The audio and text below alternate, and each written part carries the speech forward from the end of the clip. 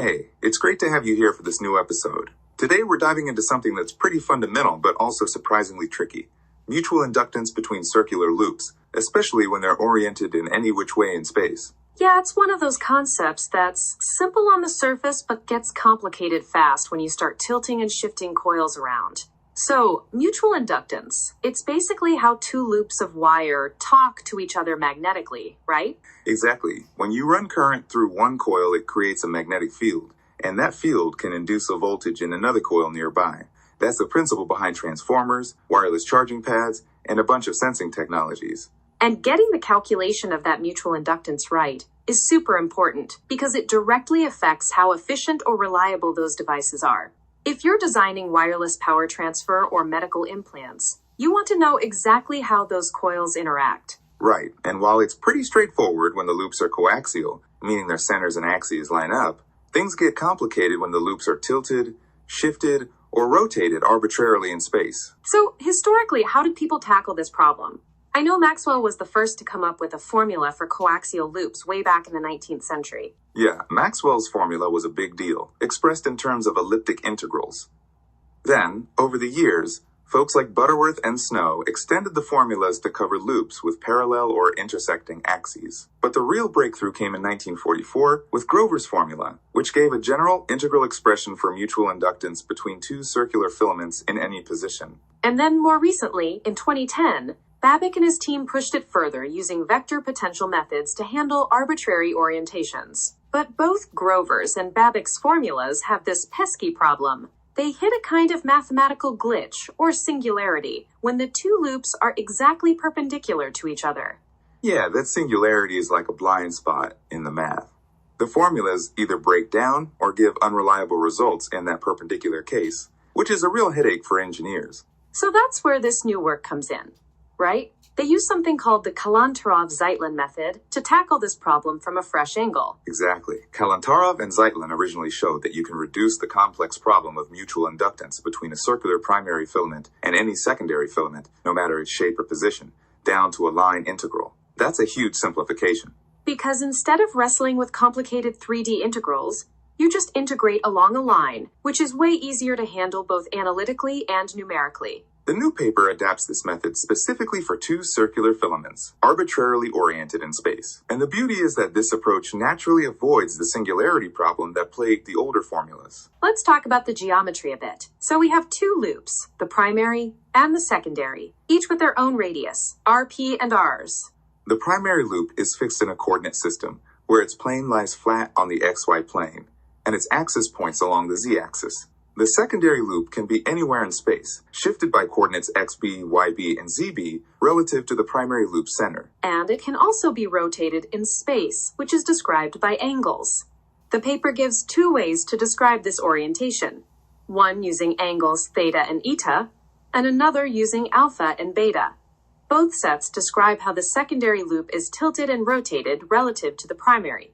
This flexible description means the formulas can handle any arbitrary positioning of the loops, which is crucial for real-world applications.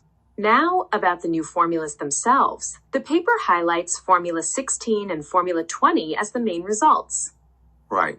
Formula 16 handles the general case of two circular filaments arbitrarily positioned and oriented. Formula 20 specifically addresses the singularity problem when the two loops are mutually perpendicular, the case where previous formulas failed or gave indeterminate results.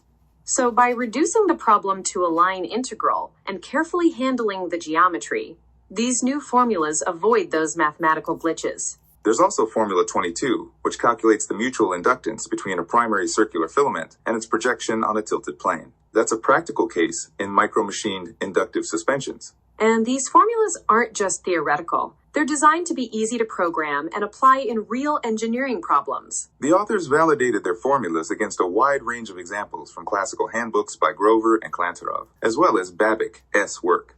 Plus, they compared their results with numerical simulations from FastHenry, which is a well-known software for inductance calculations. Across all tested cases, coaxial loops, loops with parallel axes, inclined loops with intersecting axes, and the tricky perpendicular case, the new formulas matched or improved upon previous results.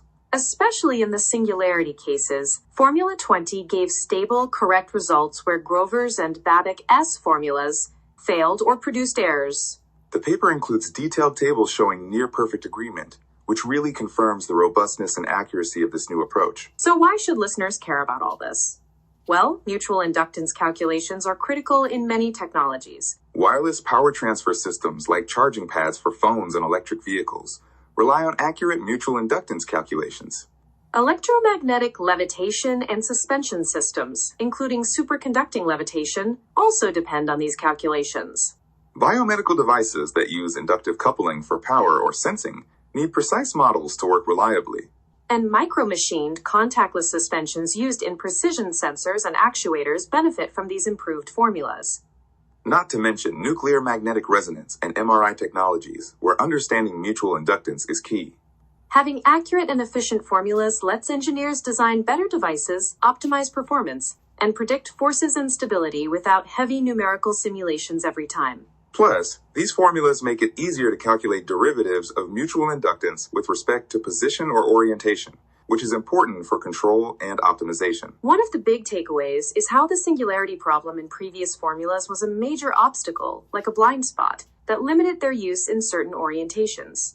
The Kalantarov Zeitlin method's reduction to a line integral is an elegant mathematical trick that simplifies a complex 3D problem.